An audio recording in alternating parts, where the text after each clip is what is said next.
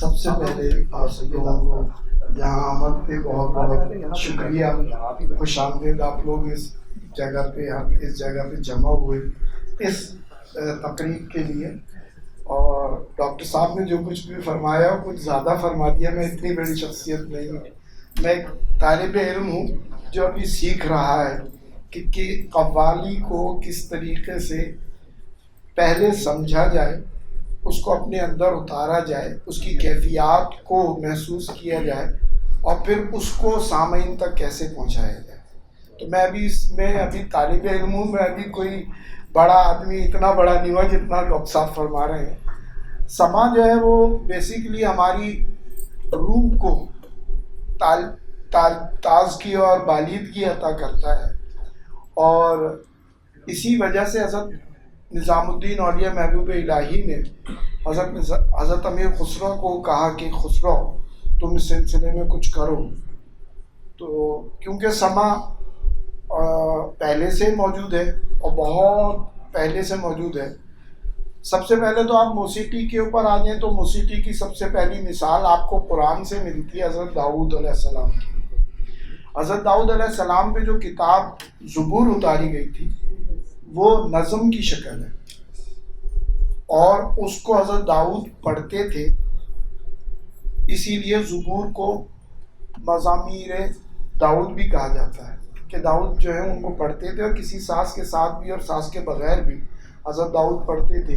اور پھر اسی کو انہوں نے اپنی روزی کا ذریعہ بھی بنایا کہ اس سے ان کی آواز سے لوہا پگھل جاتا تھا, نرم پڑ جاتا تھا, اور اس سے پھر مختلف برتن, اوزار اور چیزیں, آلات بنا کے ان سے اپنی روزی اور معاش کا ذریعہ معاش کرتے تھے وہ. تو سب سے پہلی مثال تو ہمیں وہ ملتی ہے. اس کے بعد جب آپ آئیں آگے سرکار دو عالم صلی اللہ علیہ وسلم کے دور مبارک میں جو ہے آپ کو بے تحاشا مثالیں ملیں گی کہ صحابہ نے سما سنا ہے, یا موسیقی بول رہے ہیں آپ یا سما بول رہے ہیں, جو بھی آپ کہہ رہے ہیں اس کو, تو انہوں نے بھی سنا ہے. یہاں تک کہ سرکار کے بارے میں بھی روایات موجود ہیں. کچھ کہتے ہیں کہ وہ ضعیف ہیں, کچھ کہتے ہیں کہ وہ صحیح ہیں, اس میں ایک اختلافی معاملات ہیں, مگر بہرحال روایات موجود ہیں کہ سرکار دو عالم صلی اللہ علیہ وسلم نے بھی ایک دو مواقع پہ بیٹھ کے سما سنا. خاص طور پہ جو حضرت عائشہ کے ساتھ بیٹھ کے سنا تھا وہ واقعہ بہت زیادہ کتابوں میں کہا جاتا ہے اس کے بارے میں. پھر اس کے بعد سما اور آگے آپ بڑھتے جائیں, میں تفصیل میں جاؤں گا تو بہت ساری چیزیں آ جاتی ہیں. اس کے بعد آگے بڑھیں تو آپ صحابہ, تابعین, تابعین تبع تابعین, پھر اولیاء اکرام, صوفیاء, ان سب نے سما کی روایت کو اپنے اندر جاری و ساری رکھا. اور اس میں بہت سارے جو بڑے عالم تھے جیسے حضرت امام غزالی, ان لوگوں نے باقاعدہ سما کے اوپر تحریر کی ہے, رسالے لکھے ہیں, کتابیں لکھی ہیں, اور باقاعدہ اس کا جواز بھی دیا ہے کہ سما کیوں سننا چاہیے. سما بیسیکلی ہمارے دین میں, اسلام میں سما پہ ممانعت نہیں ہے.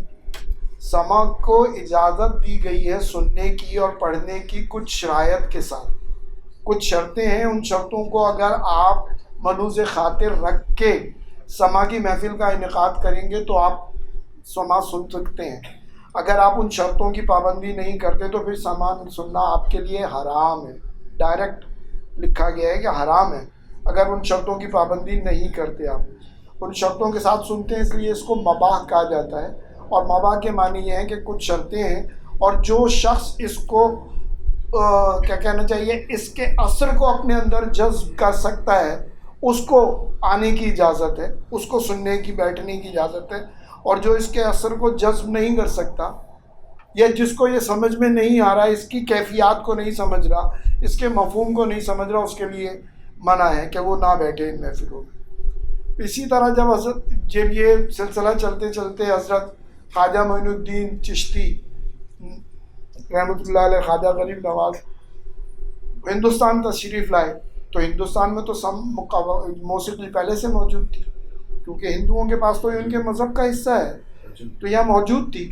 تو حضرت نظام الدین اولیاء نے بھی اپنی محفلوں کا انعقاد یہاں پر باقاعدہ کیا, محفل سما کا انعقاد کیا.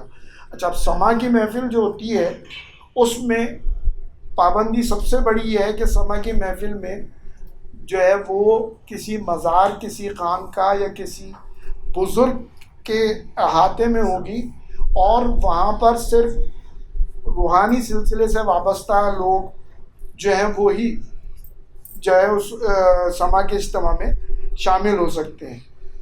تو یہ سلسلہ چلتا رہا۔ حضرت نظام الدین اولیاء نے جب یہ دیکھا کہ یہاں پر کے لوگوں کو، ہندوستان میں ہندوؤں کو خاص طور پہ بہت زیادہ موسیقی کا لگاؤ ہے اور وہ ان محفلوں میں آنا چاہتے ہیں، مگر ہماری سما کی جو پابندیاں ہیں ان پابندیوں سے وہ جو ہے آشنا نہیں ہے، تو اس لیے ہم ان کو آنے نہیں دے سکتے، آ نہیں سکتے وہ اس میں۔ تو آپ نے حضرت امیر خسرو کو حکم دیا کہ خسرو تم اس سلسلے میں کچھ سوچو، کچھ کرو، ایسا کرو کہ لوگ بھی اس میں شامل ہو سکیں۔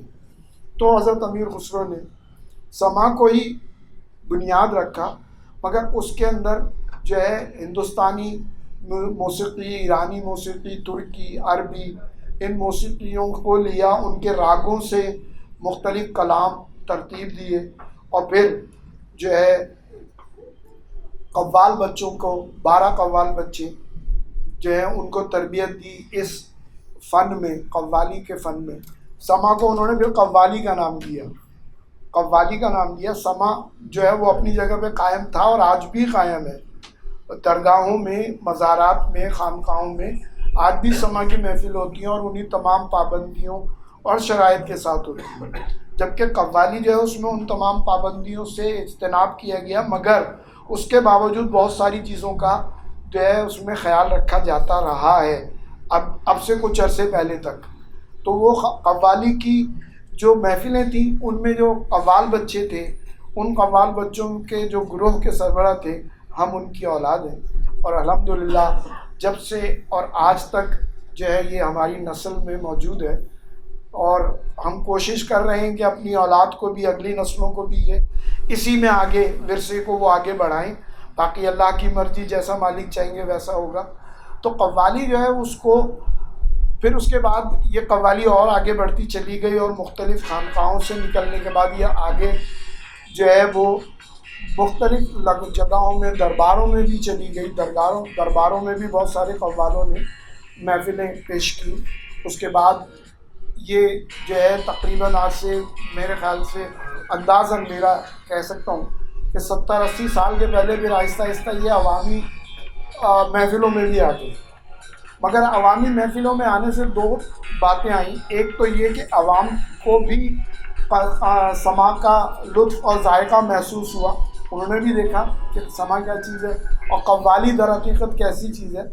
مگر دوسری طرف نقصان یہ ہوا کہ عوام کی محفلوں میں آنے سے اس کے بہت سارے جو حجابات تھے، جو چیزیں جن کو روکا جاتا تھا، جن کے لیے جو ہے وہ بزرگان دین اور اہل تصوف جن کی پابندی کرنے کا خیال رکھنے کا کہتے تھے، ان پابندیوں کو نظر انداز کرنا شروع کر دیا گیا، اور اسی کا نتیجہ یہ ہے کہ آج جو آپ قوالی سنتے ہیں، سو کالڈ، میں اس کو سو کالڈ کہتا ہوں، وہ قوالی نہیں ہے، وہ ایک انٹرٹینمنٹ ہے، کیونکہ اس قوالی کا آپ کی روح سے، آپ کے وجدان سے، آپ کے اندرونی احساسات سے کوئی تعلق نہیں ہے۔ آج کل جس قسم کی محفلیں ہوتی ہیں قوالی کے نام پہ، ان میں صرف ناچنے گانے کو اور چیخنے چلانے کو بہت بڑا سمجھا جاتا ہے کہ یہی سب سے بڑا کام ہے، جبکہ قوالی ان چیز کا نام نہیں ہے۔ قوالی سکون سے بیٹھ کے اپنے ذہن کو، اپنے ارتکاز کو کسی بھی ایک طرف لگائیں، اور پھر جو کلام آپ سن رہے ہیں اس کلام کو محسوس کریں، اس کی معنویت کو سمجھیں، اس کے مفہوم کو سمجھیں، تو پھر آپ کو قوالی کی محفل میں سرور محسوس ہوتا ہے۔ وہ سرور کبھی کبھار آپ کے جذب کی کیفیت میں بھی سامنے آ جاتا ہے، مگر وہ جذب کی کیفیت جو ہے وہ از خود ہونی چاہیے، اندر سے نکلے، نظر نہ آئے کہ آپ زبردستی اپنے آپ کو ایکسپوز کرنے کے لیے جو ہے کھڑے ہو گئے اور ناچنا شروع ہو گئے۔ وہ قوالی میں اس کی اجازت نہیں ہے۔ اس سے پہلے بہت پابندیاں لگائی گئی ہیں کہ ایسا نہیں ہونا چاہیے، اور آج سے میرے خیال میں 15، 20 یا 25 سال پہلے تک تو قوالی کی جو محفلیں ہوتی تھیں، سما تو بہت بڑی چیز ہے، قوالی کی محفلوں میں بھی ناچنے پہ یا ہلنے پہ پابندی تھی۔ کہتے تھے کہ سکون سے بیٹھو، سنو، سمجھو، اگر سمجھ میں آتا ہے، تمہیں لطف آ رہا ہے، سرور آ رہا ہے، تو گانے والے کو کچھ پیش کرو. اور گانے والے کو پیش کرنے کے لیے بھی، قوال کو پیش کرنے کے لیے بھی یہ پابندی تھی کہ آپ ڈائریکٹ قوال کے ہاتھ میں جا کے یا اس کے سامنے نہیں رکھیں گے. آپ پیر کو، صاحب جو محفل ہیں، جو محفل کی صدارت کر رہے ہیں، ان کو پیش کریں گے. آج کل کے دور میں تو وہ پہلے پیش کرنا تھا، اب تو پیش کرنا بھی ختم ہو گیا، اب تو ہوا میں اڑاتے ہیں. وہ ایسا لگتا ہے جیسے وہ ایکسپوز کرنا چاہتے ہیں کہ میں کچھ بہت بڑی شخصیت ہوں، اس لیے میں ہوا میں اڑا بہت سارے پیسے اور میرے پاس بہت سارے پیسے. جبکہ یہ منع ہے قوالی میں. قوالی میں اس کے لیے منع کیا گیا ہے، کہا گیا ہے کہ سنو، سمجھو، پسند آئے، دل چاہے تو پیر کی خدمت میں جو صاحب محفل ہیں، جو صاحب سجادہ ہیں، جو میر محفل ہیں، ان کی خدمت میں پیش کرو. اور میر محفل جو ہیں وہ بھی اس کو اپنے پاس رکھتے تھے، اور جب محفل کا اختتام ہوتا تھا اس کے بعد وہ قوال کو بھیجی جاتی تھی. اس سے پہلے وہ نہیں جا سکتی تھی، کیونکہ وہاں پر تصور یہ تھا کہ قوال جو بھی کلام پڑھ رہا ہے وہ ایک کیفیت میں، ایک روحانی کیا کہنا چاہیے کہ وجد کی حالت میں پڑھ رہا ہے، وہ اس کو محسوس کر رہا ہے، جبھی تو تم تک احساس پہنچ رہا ہے. تو اس کا احساس، اگر تم اس کے سامنے جا کے کھڑے ہو گے یا اسے پیسے پیش کرو گے تو اس کا ارتکاز ٹوٹ جائے گا، اور وہ محفل کا جو سرور اور جو کیفیت طاری ہو رہی ہے وہ ختم ہو جائے گی. تو اس لیے منع کیا جاتا تھا. ہمارے پاس آج کل کے اس دور میں ان چیزوں کا خیال نہیں رکھا جاتا. اس میں میں یہ کہوں گا کہ جہاں سننے والے کی غلطی ہے وہاں پڑھنے والے کی بھی غلطی ہے. صرف ایک طرف سے آپ کسی کو قصوروار قرار نہیں دے سکتے. اگر سننے والے نے غلطی کی ہے تو پڑھنے والے نے بھی وہی غلطی کو ریپیٹ کیا ہے. تو یہ دونوں طرف سے ہوا ہے، غلط کام جو ہے وہ دونوں طرف سے ہوا ہے. تو قوالی کی محفلوں میں ان چیزوں سے اعتراض کرنے کا جو ہے بہت حکم دیا گیا ہے، اور کہا ہے کہ اگر قوالی سننی ہے تو سکون سے چپ چاپ اپنی جگہ پہ بیٹھو، اور جو سن رہے ہو اس کو اپنے اندر محسوس کرو، اس کی معنویت کو، اس کے مطلب کو سمجھنے کی کوشش کرو. اگر سمجھ گئے تو خود بخود تمہارے مدارج جو ہیں وہ طے ہو جائیں گے. اور بزرگان دین جو ہے وہ مجھے کہنا نہیں چاہیے، مگر بہرحال بزرگان دین یہ کہتے تھے کہ قوال ہمارا استاد ہے، مگر وہ قوال بھی ان کے جیسے ہی ہوتے تھے. آج کل کے دور کے قوال نہیں تھے، وہ اس دور کے قوال ہوتے تھے جو خود بھی صاحب سلسلہ ہوتے تھے، اور جو خود بھی کسی نہ کسی سلسلے سے ان کو منسلک رہتے تھے، اور مدارس خود طے کرتے تھے. جبھی وہ ان کیفیات کو اپنے اندر محسوس کرتے تھے اور سامعین تک وہ ٹرانسمٹ کرتے تھے. آج کل کے دور میں وہ چیز نہیں رہی. اسی وجہ سے قوالی جو ہے وہ آج کل کے دور میں، جسے آپ قوالی کہتے ہیں آج کل کے دور میں، آپ کا مطلب سبھی، میں صرف آپ لوگوں کو نہیں کہہ رہا، سبھی کو کہہ رہا ہوں. جو قوالی کہتے ہیں وہ قوالی نہیں ہے، وہ صرف انٹرٹینمنٹ ہے، وہ ایک شو بزنس کا ایک حصہ بنا دیا گیا ہے. ہمارے خاندان میں الحمدللہ اب آج بھی یہ روایت قائم ہے کہ جو بھی، پہلے تو یہ دیکھا جاتا ہے کہ کس میں صلاحیت ہے اور کس میں شوق ہے جو قوالی میں آ سکتا ہے، پہلے تو یہ دیکھتے ہیں. اور اس کے بعد ایک پراپر قوال بننے کے لیے 25 سال کی تربیت دی جاتی ہے. اس کے بعد بھی یہ جو ہے وہ استاد جو ہوتے ہیں وہ یہ چیک کرتے ہیں کہ ہاں یہ اس قابل ہے کہ کر سکتا ہے قوالی، تو وہ پھر اجازت دیتے ہیں کہ ٹھیک ہے تم کرو قوالی. ورنہ اتنی تربیت کے بعد بھی منع ہو سکتا ہے، کیونکہ وہ دیکھتے ہیں کہ یہ پورا کھرا اترا ہے، سونا جو ہے وہ پورا مکمل طور سے پک کے تیار ہوا یا نہیں ہوا. اگر نہیں ہوا تو منع کر دیتے ہیں کہ نہیں کرو، آپ نہیں کر سکتے.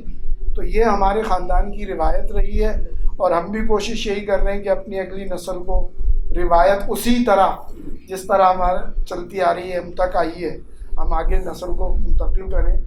اور قوالی کے فن کے لیے بہت ساری کوششیں ہوتی رہی ہیں، ہو رہی ہیں، اور اس کو بچانے کے لیے، اس کے احیاء کے لیے جو کام ڈاکٹر صاحب نے کیا ہے، اس کے لیے میں بذات خود بھی اور اپنی قوال برادری کی طرف سے بھی ان کا تہہ دل سے شکر گزار ہوں کہ انہوں نے اس ورثے کو ایک طریقے سے بچانے کی اور اگلی نسلوں کے لیے محفوظ کرنے کا ایک قدم اٹھایا. اور اس قدم کو اٹھانے کے بعد پھر جس طریقے سے انہوں نے جد و جہد کی اور اس کو اس مقام پہ پہنچایا، اس کے لیے میری طرف سے یہ بہت مبارک کے مستحق ہے.